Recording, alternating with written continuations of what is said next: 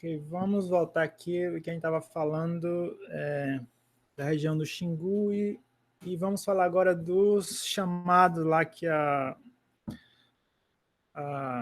professora Lucissec fala dos intrusivos, que são os povos que chegaram depois.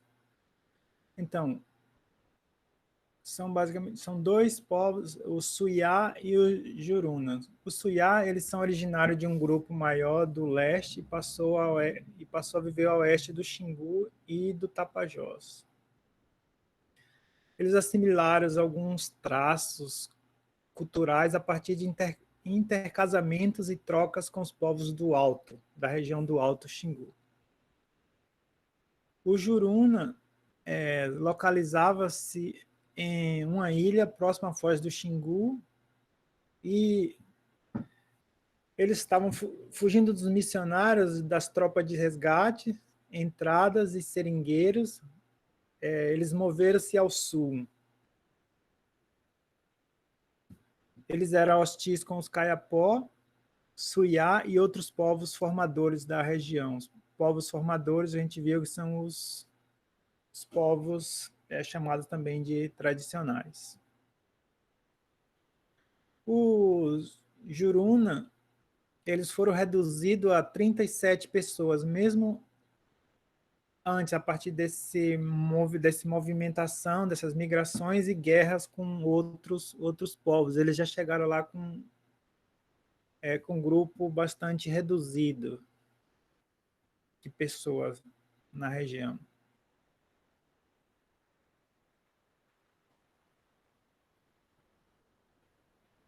Bom, e aí a gente passa para ver um pouco do panorama histórico desses povos lá, os transferidos. Eles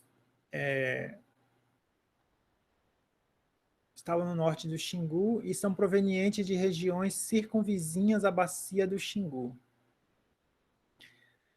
No caso dos Caiabi, eles habitavam a oeste do Xingu e teve contato com Vilas Boas em 1949. Vilas Boas foi quem fez o contato com ele. E então foram transferidos entre 1955 e 1966. E os Iquipém habitavam a região dos rios Jatobá e Batovi, de onde faziam incursões hostis ao Aurá, Naruquá e Menhaco, ao Eti e Trumai.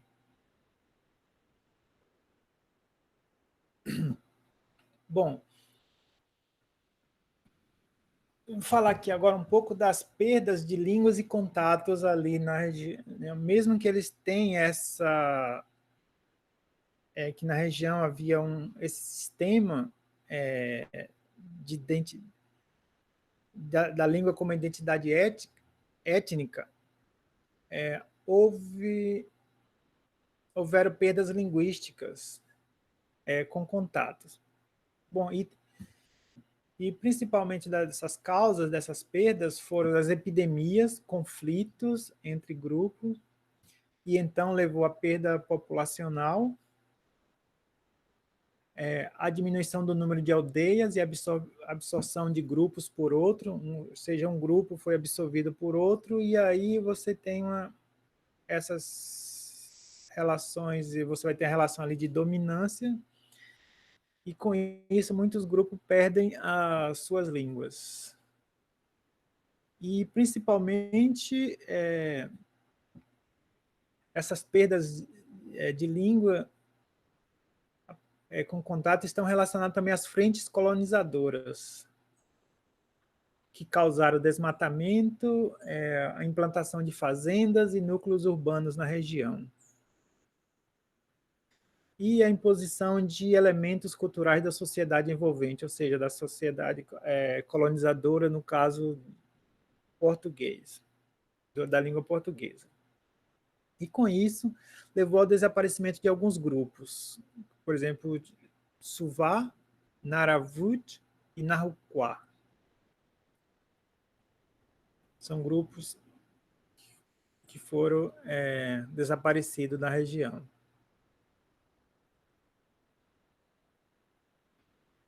Bom,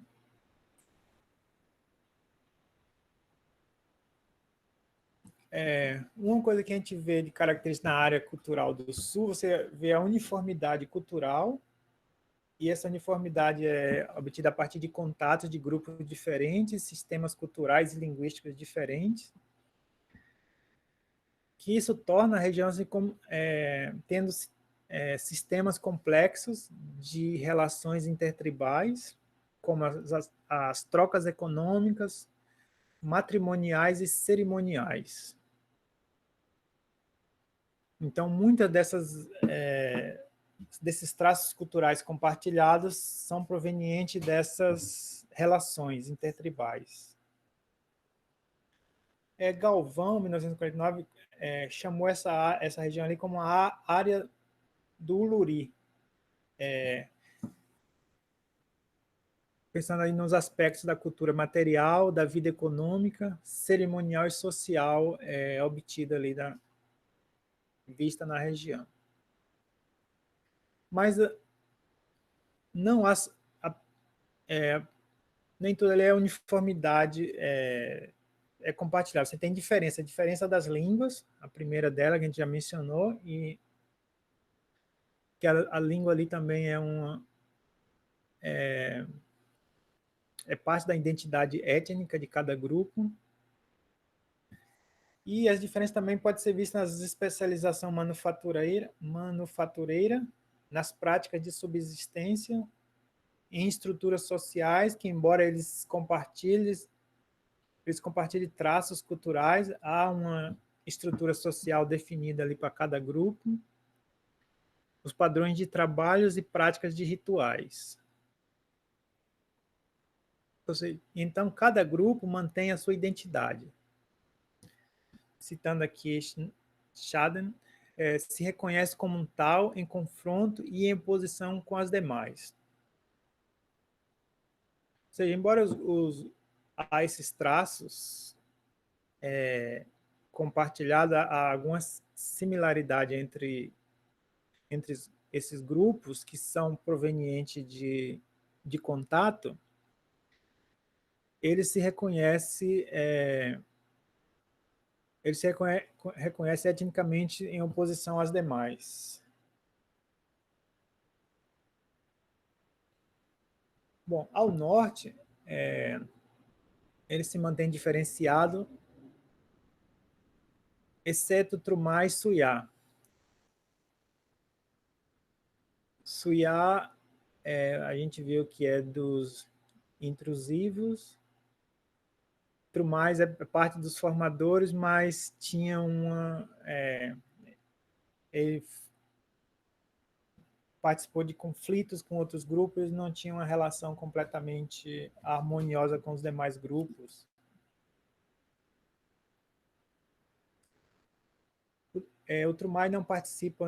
Os povos Trumais não participam da cerimônia Quarup e consomem produtos de caça proibida aos povos do sul.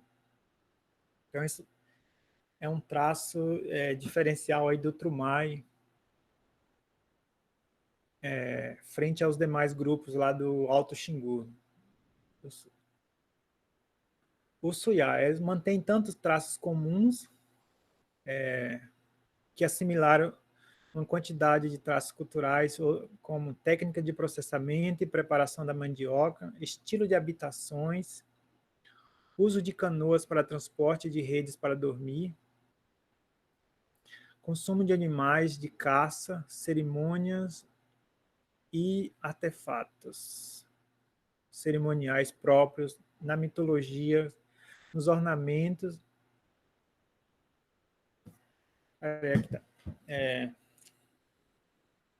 Tem um erro aqui.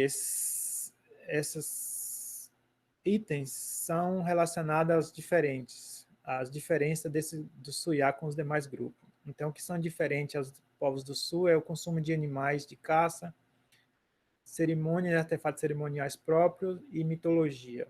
Então, eles apresentam a mitologia diferente dos demais grupos.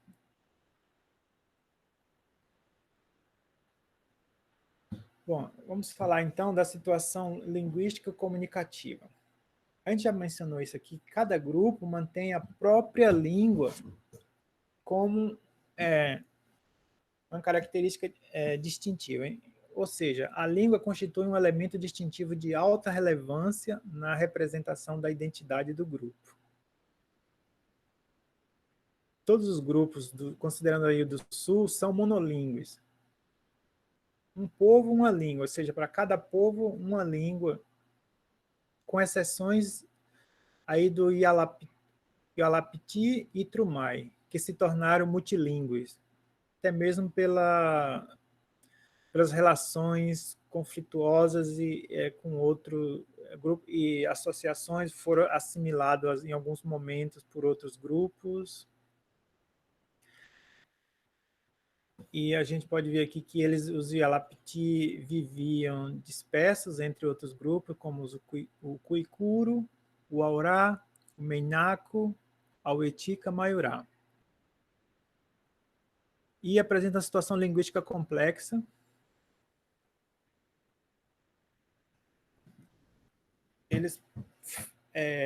O grupo Ialapiti há falante de Camaiurá, Cuicuro e do próprio Ialapiti. Então a gente pode ver que tem uma diferenciação aqui do Ialapiti para os demais grupos do Sul, que são monolíngues.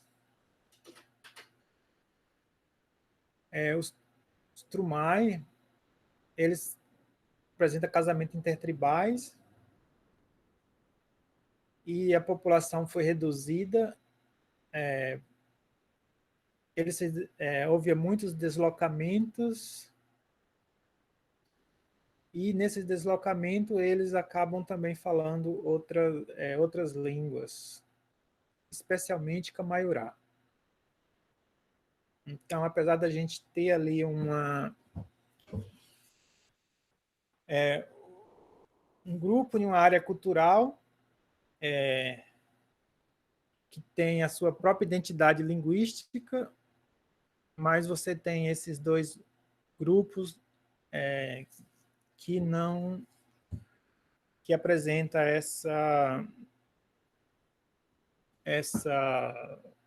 esse multilinguismo dentro de um único grupo. É um traço diferente dos demais grupos. Até mesmo pela situação, se a gente olhar para a história desses grupos, muitos deslocamentos e os casamentos intertribais prevalece essa situação de multilinguismo. Bom,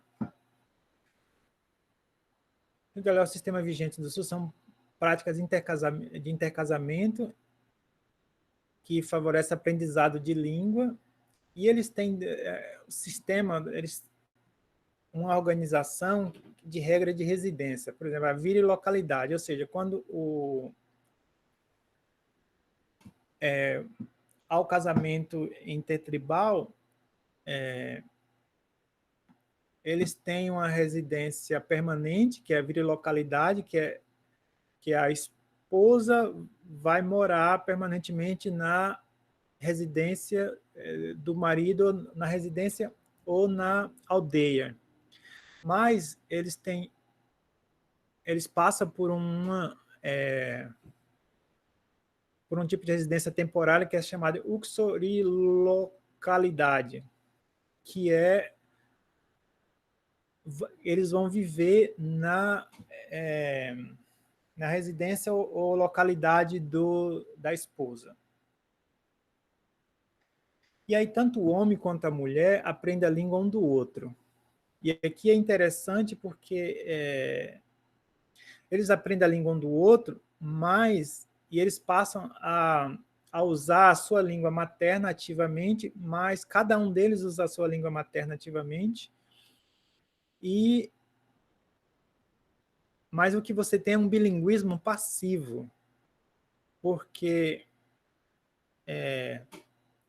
se duas pessoas de língua diferente se casam, os dois conversam entre si nas suas línguas maternas, isso significa que o outro entende, cada um entende a língua do outro, cada um fala a sua própria língua. Então, você tem aí um bilinguismo passivo.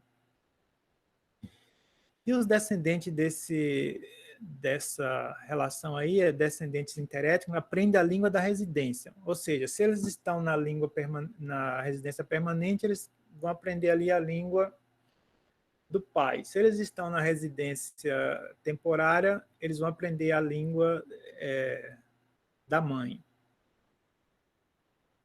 E como eu havia falado, cada um deles fala a sua própria língua.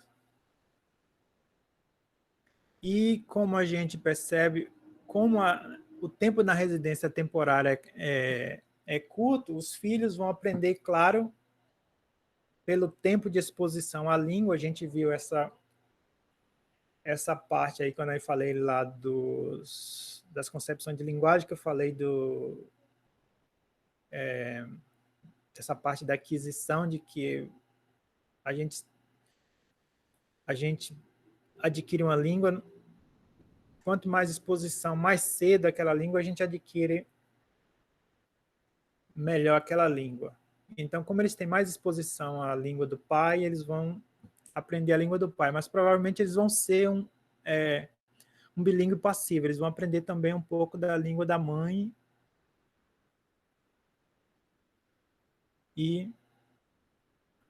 Bom, e aí há restrições. O uso de outras línguas que não a de origem não é permitida. Então, se há um casamento entre, por exemplo, entre Koikuro e Kipeng, nesse caso eles são línguas aparentadas, vamos pegar entre Koikuro e Trumai, por exemplo. Então, o marido Koikuro, a esposa Trumai. Então, o marido vai aprender nesse tempo de residência temporária a língua da esposa, mas ele não vai ter um grau de fluência tão grande na língua da esposa, mas provavelmente é o suficiente para ele entender a esposa. E então, nesse sistema, você não força, como um outro sistema, que quando tem o casamento interétnico, a esposa muda para a aldeia do marido com outra língua, e ela vai usar a língua da etnia do marido. Nesse caso, ela vai manter a língua dela, da etnia dela. Até mesmo a gente pode entender isso porque se há um sistema aí de que a língua é um traço muito forte da identidade étnica, então é compreensível que esse sistema, que essa característica ocorra nesse sistema.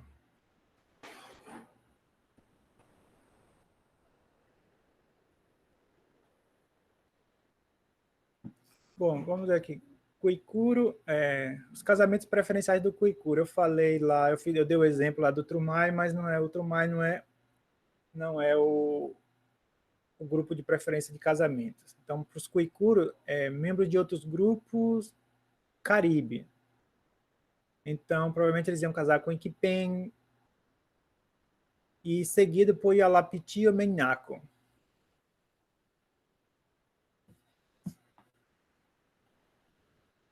Não há casamentos entre Camaiurá e Caiabi. Então, esses dois grupos aqui, eles têm um sistema de que eles não se casam entre si. Ou também, como não há entre Quipen e outros grupos Caribe. Então, Koikuro tem preferência de casamento com outros grupos Koikuro, exceto o Iquipen. Se a gente for olhar para o Iquipen foi uma das línguas intrusivas. Apesar de ser do grupo Caribe, ela foi para a região depois. E ela tem algum distanciamento linguístico dos outros caribes da região. Bom, e o papel da língua portuguesa lá na região? Qual é? de comunicação entre os grupos indígenas e os brancos. Ou seja, ele funciona como um veículo neutro de comunicação. Se há dois grupos que não falam ou não entendem a língua do outro, então o português seria o veículo de comunicação para esses grupos. Mas ainda assim, teria que ver mais detalhes desse tipo de comunicação neutra e se funcionaria aí como uma língua franca. Não sei, não me comprometeria a dizer que o português aí está funcionando como uma língua franca, porque eu não tenho estudos detalhados desse uso do português lá, até mesmo porque muitos grupos lá ainda permanecem com monolinguismo.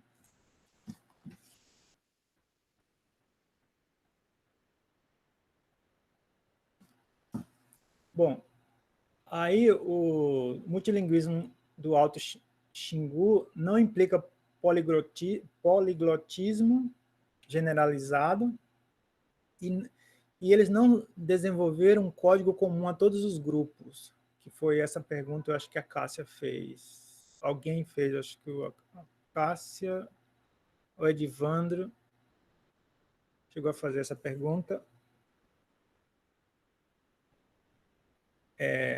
A SEC, a Lucissec, fala que não houve um código comum a todos os grupos. Ou seja, eles não criaram uma língua comum. E o que tem de... nas festas, nas manifestações culturais que participam todas as sociedades xinguanas, então, cada um vai usar a sua língua e... E como a gente viu o sistema, existe um bilinguismo passivo. Então, ou eles entendem o falante da outra língua e respondem na sua própria língua, mas o foco das festas são a linguagem visual, gestual, música e cantos. E eu coloquei aqui uma citação da SEC, que ela fala: as relações sociais intra e interunidades se manifestam através de um sistema de comunicação peculiar em que normas de comportamento linguístico impõem uma série de restrições nas interações verbais entre indivíduos e que inclui distintos canais e códigos não verbais, ou seja, visual, gestual, música, cantos e formas verbais estereotipadas.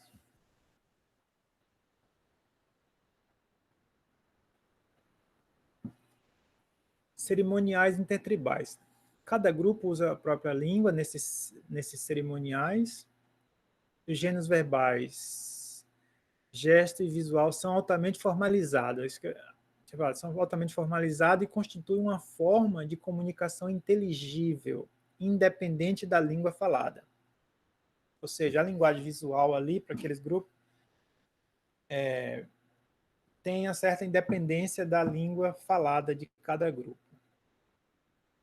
E aí outra citação da SEC: o uso da língua por parte das mulheres é praticamente restrito ao ambiente doméstico da aldeia. Há reservas na interação entre jovens e velhos e relações de evitação entre parênteses, ele cortou aqui, entre parênteses afins, que se manifesta na proibição de se dirigir diretamente um ao outro e de pronunciar os nomes uns dos outros. Ou seja, eles não... há a proibição de usar o nome. Isso é muito comum em muitas regiões do mundo. Você não usa o nome do outro.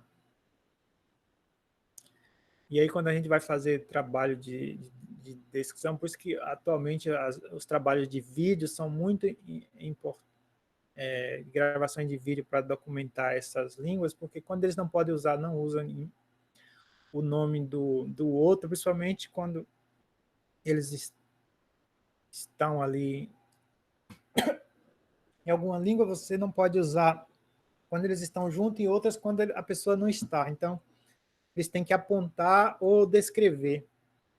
E é muito comum apontar, usar elementos deíticos. E aí, se você grava em vídeo, você até consegue recuperar essa informação. Então, você tem que descrever quando eles fazem uso desse sistema de comunicação. Bom, alguém tem algum comentário? Porque eu queria passar agora para... A gente está um pouco atrasado para a região do Alto Rio Negro.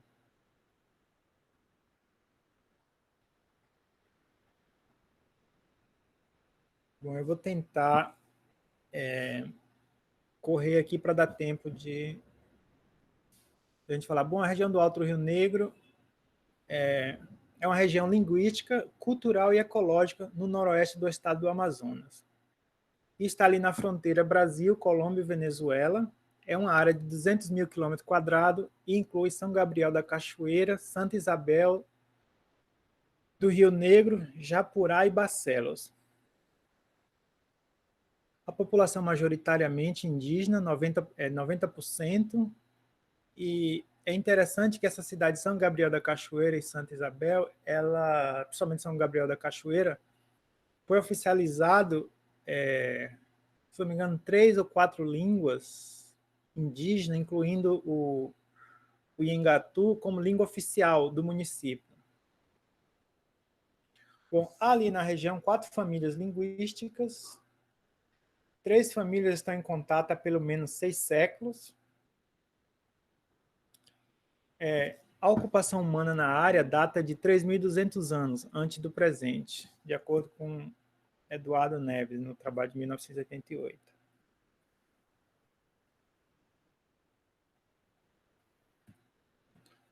Bom, as famílias linguísticas do lado brasileiro são Tucano Oriental, Nadurup, que inclui o nome das 4 línguas, Nadeb, Dão e Rup. Tem as línguas da família Aruac, ou também chamada Arawak, e Tupi-Guarani, que é o Iengatu. Do lado colombiano, além dessas outras línguas mencionadas aqui, eu acho que não o Iengatu, mas adiciona-se a essa família Cacuanicac. Bom, aqui é o mapa da região. Esse mapa está naquele livro lá que eu indiquei, o primeiro capítulo, em inglês. Eu não sei se todos conseguiram ler. Depois eu vou mandar um material para vocês, 2 capítulos de um livro de Storton, que ela fez um trabalho, ela fez digamos assim, tem um resumo desses 3 textos que eu passei para vocês hoje, da leitura de hoje. Eu vou passar esse capítulo de livro que está numa linguagem bem mais, e está em português. Esses dois dos textos que eu passei estavam em inglês, porque eu queria que vocês tivessem contato, mesmo que não lesse, mas ir atrás de algumas informações do original. E aí agora eu vou passar o texto, mas de maneira mais simples para vocês lerem depois, para entender. Mas é importante que vocês tenham acesso ao texto original. Então, aqui a região do Alto Rio Negro está nessa região aqui do Brasil, do mapa do Brasil, e é conhecida também como a cabeça do cachorro. A região tem conhecida também como a área do Valpés. Então, aqui você tem a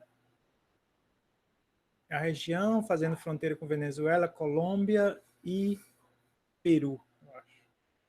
Peru. E aqui você tem todas as línguas. Do lado brasileiro você tem essas aqui, o Bani, o Baré.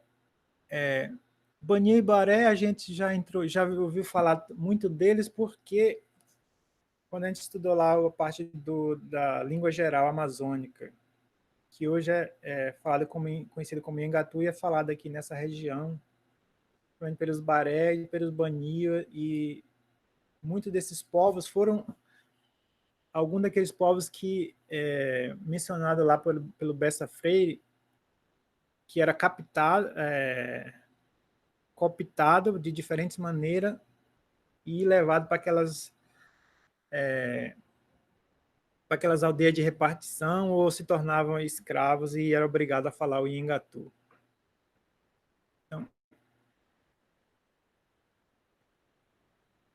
Então eu vou passar o mapa aqui, entrar no... Bom, a região lá é um sistema de exogamia linguística, e esse sistema parece ter surgido entre os tucanos como resposta à presença dos Arawak, que chegaram lá há 1.600 anos atrás. Provavelmente há 1.600 anos atrás, segundo a informação. Bom, as evidências linguísticas são interações dos Nadu-Rup com os tucanos, após separação da língua Nadeb do restante da família. Então, a família Nadu-Rup é composta por Nadeb, Rup e o Rup-Dão. Rup e o Rup-Dão, elas são mais próximas do que... estão mais próximas entre si do que Nadeb com as demais. E aproximadamente aqui você tem uma profundidade temporal de 1.000 anos atrás na formação dessa família. É uma família pequena. As diferenças étnicas ali na região são enormes, mas elas apresentam características comuns provenientes desse sistema linguístico e cultural. Algumas semelhanças com o Xingu, mas não tanto, tem algumas diferenças aqui. Bom, o sistema linguístico e cultural é caracterizado pela diversidade e interação entre esses grupos. Bom, vamos falar da diversidade ali da região. Há cerca de 12 línguas, tucanos orientais, que estão no Brasil e na Colômbia, 4 línguas na Nadu-Rup, do lado brasileiro, e também 2 famílias, 2 línguas, Kakua e Nikak, que é da família Kakua Nikak, do lado colombiano, e 6, mais uma extinta, da família Arawak. Então, uma dessa língua extinta, provavelmente naquele processo que a gente viu lá na aula anterior, naqueles processos lá de colonização, a língua baré foi extinta.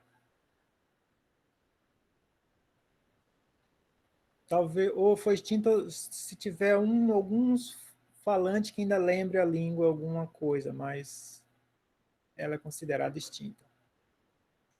Bom, as características do sistema cultural nessa região forte identidade existente entre língua e etnia. Aqui também você tem uma identidade, a língua é um fator crucial da identidade étnica de cada grupo. Grupo étnico identificado a partir da língua que fala. Bom, os Baré perderam sua língua e adotaram o Nhengatu, como a gente viu na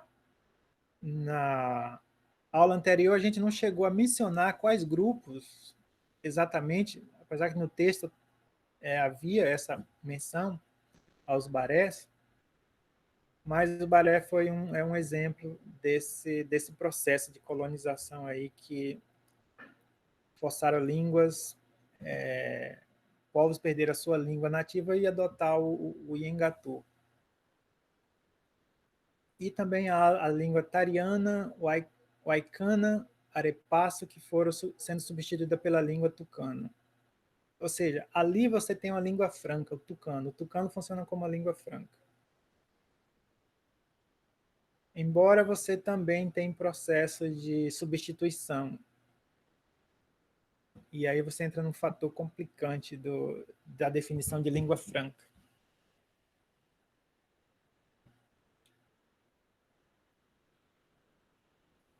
Bom, a gente viu que ali na região do Alto Rio Negro há séculos de interação entre os povos e que tem tido profundos efeitos sobre as práticas sociais, culturais e linguísticas daquela região.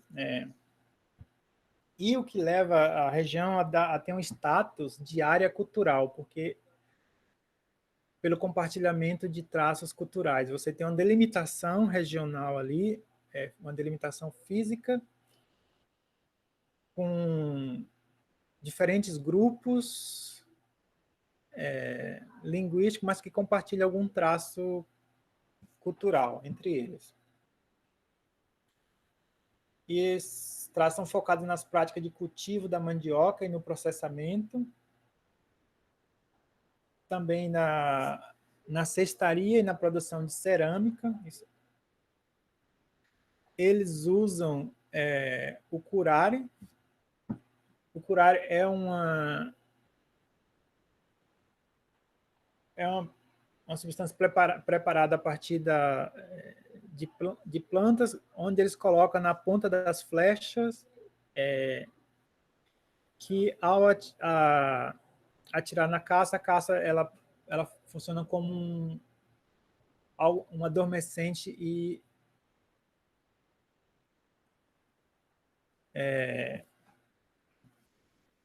que se usa na caça, e principalmente no uso com a zarabatana, que eles usam a zarabatana, é aquela arma de sopro, onde eles colocam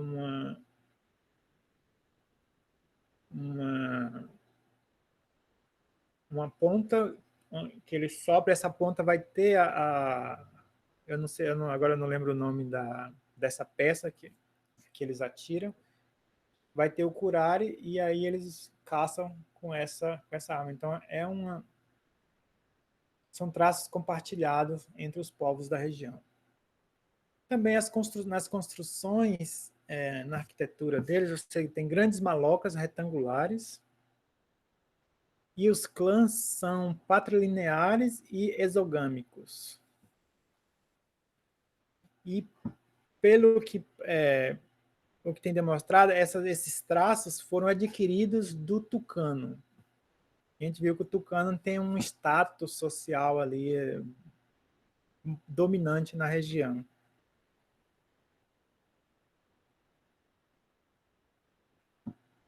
Bom, a gente já viu, retomando aqui, existe uma relação crucial entre língua e identidade do grupo,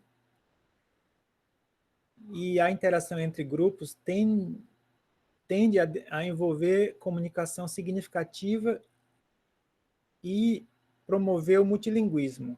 Então, essa comunicação promove o multilinguismo generalizado entre os tucanos orientais e os povos da floresta. Porque na região ali, os povos estão divididos basicamente entre dois grupos, os povos da floresta e os povos dos rios.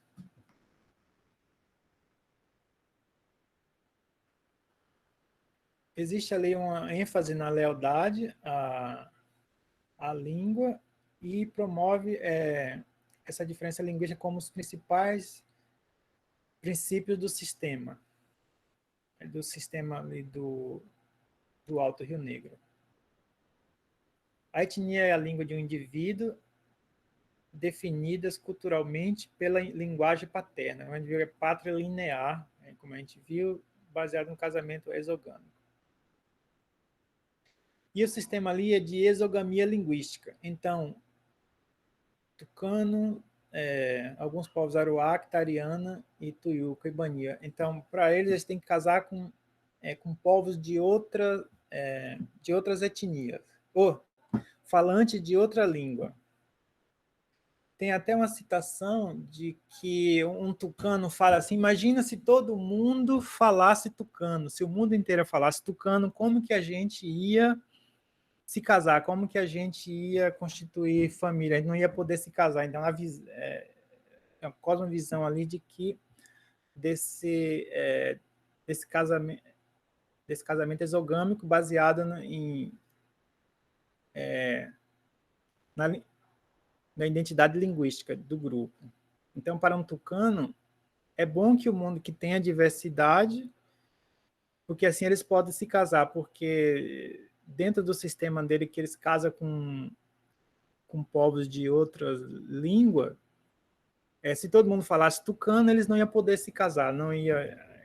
A citação é assim: se todo mundo falasse tucano, como que a gente teria as nossas mulheres? Era alguma coisa assim.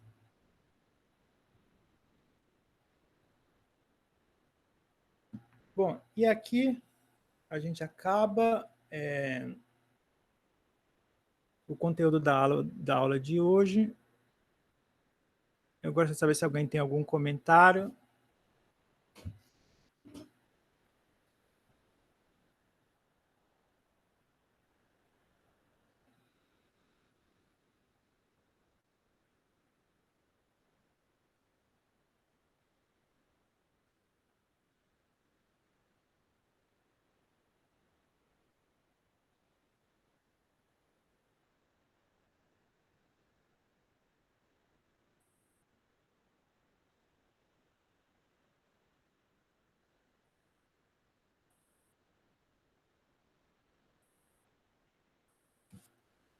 Então, pessoal, alguém tem algum comentário a fazer, pergunta? Esse era o conteúdo para a aula de hoje. Foi uma pena que não deu, não daria tempo para colocar também a outra região lá do Guaporé, Mamoré, que é a região de Rondônia, mas a gente, de algum modo, vem falando dessa região pela presença dos tupis lá, e na próxima aula também eu vou dar ênfase nela, mas pensando nas ameaças linguísticas e perdas linguísticas na região, que é muito grande lá, as perdas linguísticas na região, e a gente vai falar também dos esforços para compensar essas perdas linguísticas e alguns esforços para a manutenção da língua.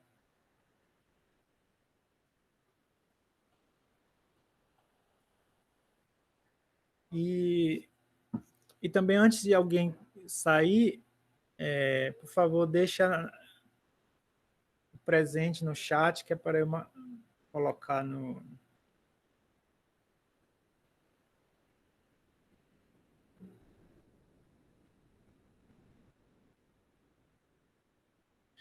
Ah, Solange fez uma pergunta aqui. Me surgiu uma curiosidade sobre a distribuição das línguas. Existe algum grupo que não compartilha traços culturais e linguísticos?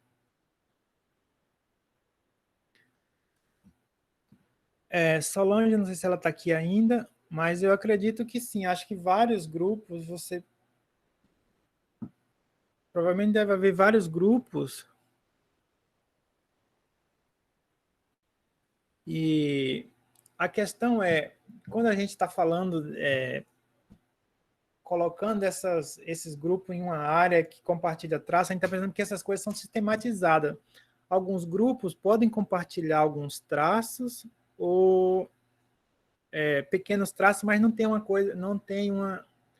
Isso não é sistematizado na região, ou talvez foi há muito tempo atrás. Então, são vários fatores para que a gente possa falar alguma coisa dessa. Se a gente não tem estudos profundos de todos esses grupos para falar assim, a língua X não compartilha traço cultural ou traço linguístico com outros grupos. Seria um pouco, talvez, precipitado dizer isso se a gente não tem um estudo mais aprofundado de várias línguas e que a gente possa dizer isso, mas talvez tenha, sim, algum grupo isolado que talvez não tenha, mas a gente não sabe se esses grupos estão isolados agora, se no passado aí distante eles não tiveram contato com outros grupos e compartilharam traço. É uma pergunta difícil de responder se a gente não tenha estudos sistemáticos de todos os grupos. O que a gente tem são estudos baseados em regiões, e como eu falei, as 3 regiões que mais se conhecem e ainda falta muita coisa para ser feita, são essas regiões: Xingu, Alto Rio Negro e o sul de Rondônia.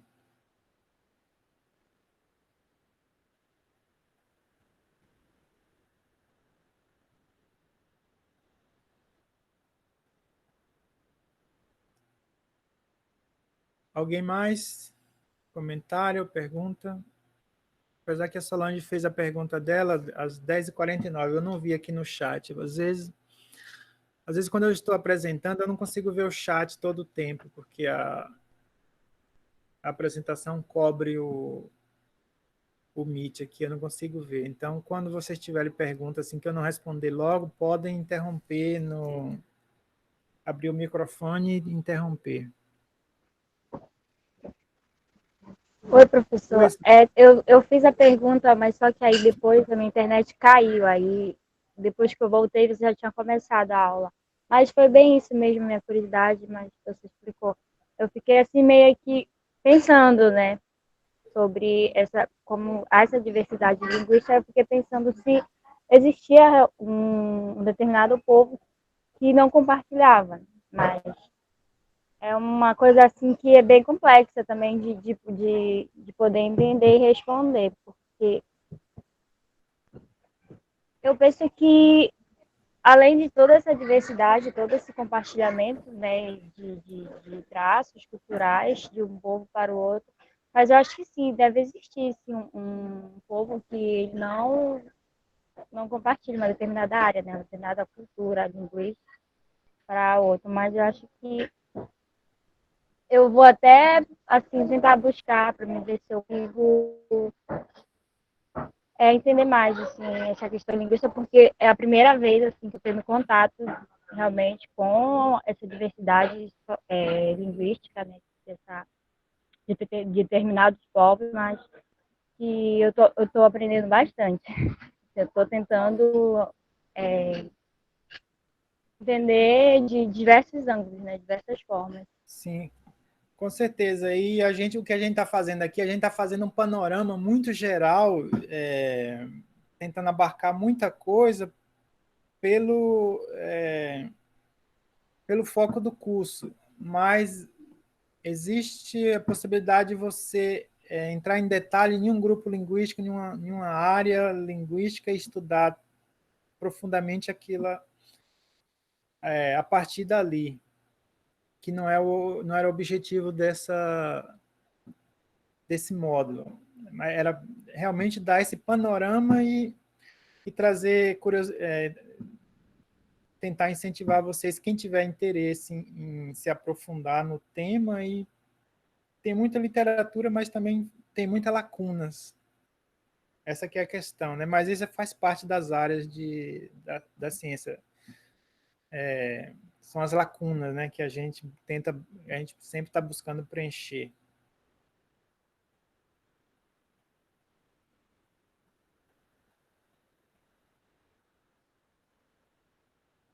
Alguém mais tem algum comentário?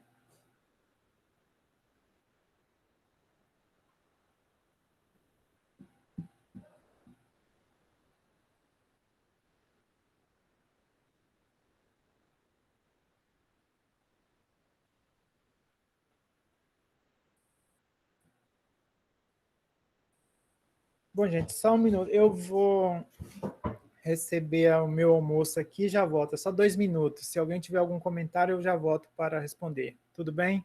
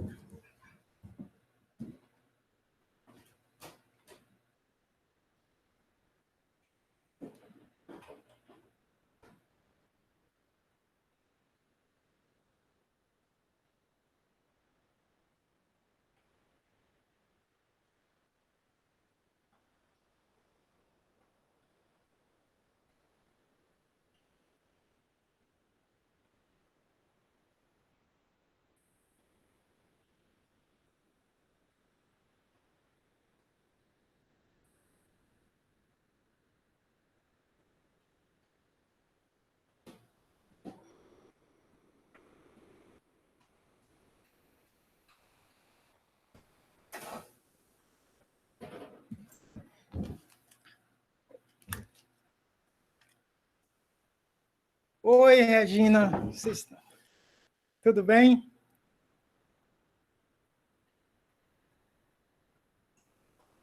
A gente não está te ouvindo, você está sem áudio. Verdade, perdão, desculpa. Conhecendo um pouco a turma. Bom dia a todos. Ah, legal. Logo estaremos aí nós também, janeiro. E você, tudo bem? Todos estão bem? Tudo bem.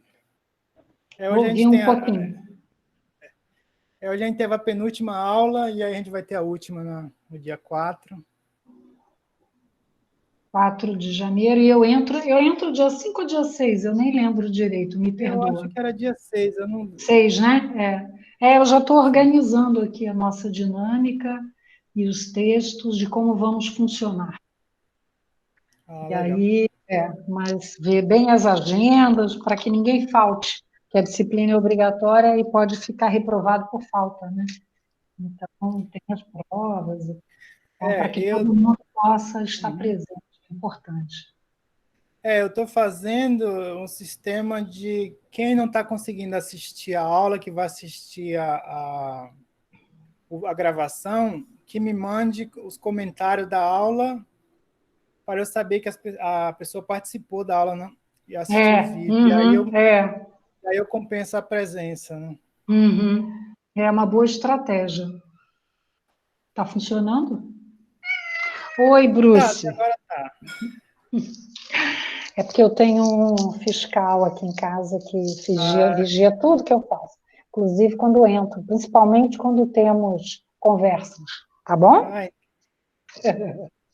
Então, mas vou assistir um pouquinho a tua aula até... Na verdade, a gente já acabou. A gente acabou a aula, acabou esperando ver se alguém tem perguntas. Dúvidas, inquietudes, né, satisfações. Ninguém se pronuncia? Como é? A pessoa é tímida? Eles participaram. Na primeira parte, teve bastante participação. Na segunda parte, eu tive só uma pergunta e alguns comentários. Não sei se alguém mais tem algum comentário a fazer sobre o conteúdo. Hoje a gente falou do panorama linguístico do Brasil e especificamente de duas áreas que são consideradas área linguística e área cultural, que é o Xingu e o Alto Rio Negro. Olha só que interessante. Duas regiões bem diversas, não é? Não Isso. saiba até onde vai a linha. Eu tinha plano de colocar o sul de Rondônia, que é também outra área, mas aí não daria, e eu já mencionei essa, porque é a área onde eu estudo, então sempre eu venho falando ao longo do curso, e eu vou falar na última aula também, e aí eu foquei hoje no Xingu e no Alto Rio Negro, porque eles ouviram pouco sobre essas duas regiões. Que bacana. Não, então já aproveitar, porque vocês já estão concluindo, desejar então já... Que bom, foi meio que providencial, que eu vi agora no WhatsApp, porque a gente está com alguns problemas na família de saúde, e aí eu não estou muito... E eu estou de férias também, estou cuidando das outras partes da gestão que a gente tem, né? PIBIC, o projeto de tecnologia, os mestrandos, enfim, nossas atividades. Mas aí que bom, foi meio que providencial, que eu olhei agora aqui o Zap e vi que vocês todos estavam aí, alguns não, mas então vou até aproveitar para desejar a todo mundo aí um Feliz Natal. Você ainda tem mais um dia de aula? Ou hoje é o derradeiro? Tem mais um, né? 20... Mas é depois das festas. Não, mas né? mas agora hoje, assim, desse ano é a última aula. Esse ano é a última aula, exatamente. Então foi bem providencial. Olha só, eu não estou acessando nada ainda, que a gente está com, como eu falei, estamos com problemas seríssimos na minha família no Rio, todo mundo bem dodói por conta da pandemia, e aí a gente está um tanto quanto assustado. Mas, por hora, estamos confiantes. Mas aí vou aproveitar, então, aqui, grata Solange, também de ver você aqui. Vamos conversar, viu? Não está todo mundo esquecido, não. Cada um tem a sua vez, eu vou lendo à medida que eu for me organizando. Já aproveitar. Posso, então, dar um recadinho, Ivan? Se você não se incomodar, gratidão. É o seguinte, eu estou hoje preparando os grupos de trabalho e a dinâmica da nossa disciplina, que começa no dia 6, e eu vou postar no e-mail entre hoje e amanhã. Eu quero montar tudo bem bonitinho, as agendas, para que ninguém falte e que a gente possa manter um debate, né, crescente e um debate bem entusiástico dessa disciplina, Diversidade Sociocultural na Amazônia. Então, vai ser importante que todos possam ter acesso aos e-mails, né, ao material e conversem entre os seus grupos. Vou tentar fazer uma proposta de uma dinâmica em que é importante a leitura e obrigatória, e para que todos possam, de fato, se dar e sair bem nessa disciplina, que a gente possa passar, né, fazer o dever de casa de uma maneira bem agradável, que todos possam participar e trocarmos muitos saberes e muitos informes nesse último tópico que vai vir. Então, aproveito já são 5 minutos, eu tenho uma missão agora às 12 horas, que não é almoçar, já vou logo avisando, a gente aqui tem algumas atividades. E aí, já aproveito então para deixar para todo mundo aí um Feliz Natal, que todos estejam bem dentro das suas casas, que ninguém saia, que não façam visitinhas, comemorações, né, de grupinhos. São pouquinhos, eu fiquei de quarentena, eu posso, ninguém pode. Essa pandemia está muito, muito, muito perigosa e é difícil, viu, gente? Não é fácil. Para quem tem alguém doente na família, sabe o que é a dificuldade, é muito traiçoeira, um dia está bem, no outro dia está na UTI, muito complicado. Então, que vocês se cuidem muito e mantenham um distanciamento, evitem, eu sou jovem, não existe isso, né? A gente já aprendeu, já sabe que a ciência está mostrando para a gente, é fundamental que mantenhamos distanciamento e nos cuidemos muito. Evitem sair, evitem o que for possível de entrega, não é? Tem alguns serviços, quem puder comprar presentinhos locais, tem vários grupos de artesanatos que estão precisando de apoio também, quem puder. Todos nós temos que estar sempre, ainda vale, eu acho, a pérola, ninguém larga a mão de ninguém. Estamos na mão de um genocida, de um governo genocida, que não permite, que é a destruição tanto da ciência quanto da população. Então, a gente tem que estar atento. Nós somos da academia, não podemos deixar escapar nada, né? Temos que estar protegendo, informando, fazendo o nosso papel acadêmico, né? De informar, de proteger a família, de ser chato, repetir, repetir, repetir, né? Porque as pessoas às vezes acham que tá tudo bem, não, eu estou de máscara, né? Não é assim. Meu presentinho de Natal para minha família, que não é daqui, foi Virobloque para todo mundo. Máscara, roupita, na medida do que eu pude, mandei Virobloque, que é a roupita antivírus aí, para toda a família, né? Então, se cuidem muito e tenham grandes festas. Ivan, é um prazer vê-lo. Você está ótimo, está bonitinho. Obrigado, tá bonitão. Foi bom te ver também, foi bom ter você ter aparecido. Legal. Grata, desculpa a invasão não, aí. Foi uma pena que você não pois chegou antes da aula. Mas dia 4 eu vou estar... Dia 4 eu acho que vou ouvir todos. E aí, se você me permitir, ouvir mesmo, vou ficar caladinha aqui, porque a gente fica só e fala, né? É isso, o isolamento. Eu vou deixar os que eu vou me preparar agora para a minha atividade mística, né, e de energia, que estamos todos. Então, muito boa sorte a todo mundo, muitas boas festas, aproveitem as leituras. Vamos lá, moçada, a ciência tem que mostrar sua força, sua capacidade. Grandes festas para você, Ivan, todo mundo dentro das suas casas, quietinho, que seja feijão com arroz, não interessa, é feijão, é arroz, é farinha, o que for, mas estejamos que festejar, não é? Festejar que estamos vivos, hein, gente? Protegendo os outros. Grande abraço a todos. Boas festas a todo mundo. Boa festa para você também, obrigado. Grata. 2021 com a vacina. Com a vacina. Beijos. Beijo. Força a todos. Grata.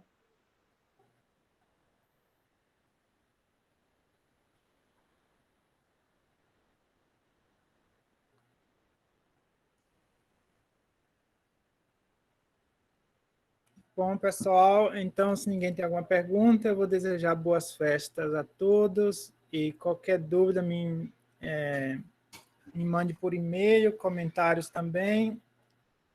Qualquer questão sobre a aula de hoje ou sobre os exercícios e as atividades, até amanhã à noite eu mando o exercício referente à avaliação do módulo. E aí vocês me entregam até o dia 6. Tudo bem? Então, desejo um Feliz Natal para vocês, bom final de ano.